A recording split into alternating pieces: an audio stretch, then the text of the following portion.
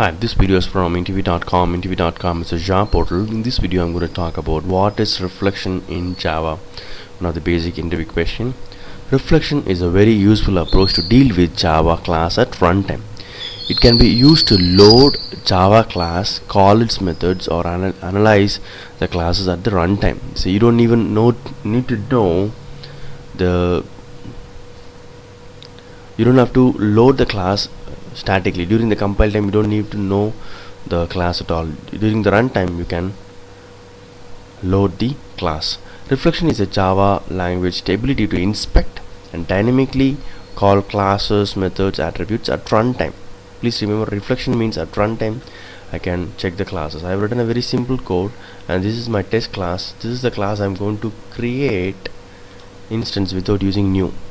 The traditional ways I'll be doing like this: new of reflection test class, and I will have the object and start accessing the attribute and methods. But using reflection I don't have to do that. This is static loading, this is dynamic loading.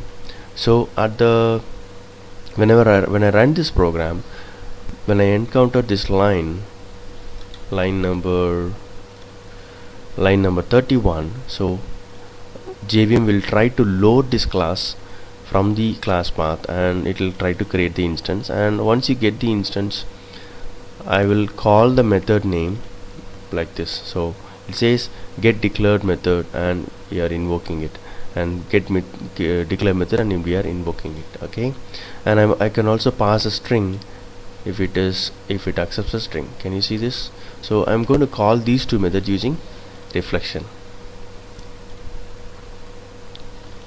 So why do we need a reflection? To write a generic method, to write generic code, you can have reflection in your application. Say for example, there are three partners or third parties are giving you the jar. You don't need to write the code. You don't have to write this static code in your application. You can just have a property file, XML file. You can have this package name and the class name that the three parties are giving. So you can just mention it. We will load dynamically, and we will call those methods. Say the method might be they might be implementing the interface, say execute method. All these three parties are implementing interface, and they have execute method implemented. So we'll call execute method on those three parties. Very simple. So you don't have to statically couple the code. Your application and their application, you don't have to couple. You can write in an XML file, and you can access it. You load the class at the runtime. So that's one of the main usage of using reflection. So I'm going to load this class, I'm going to get the object, and I'm going to call the method. This is the method I'm calling. See, can you see this? So without using new object I'm creating.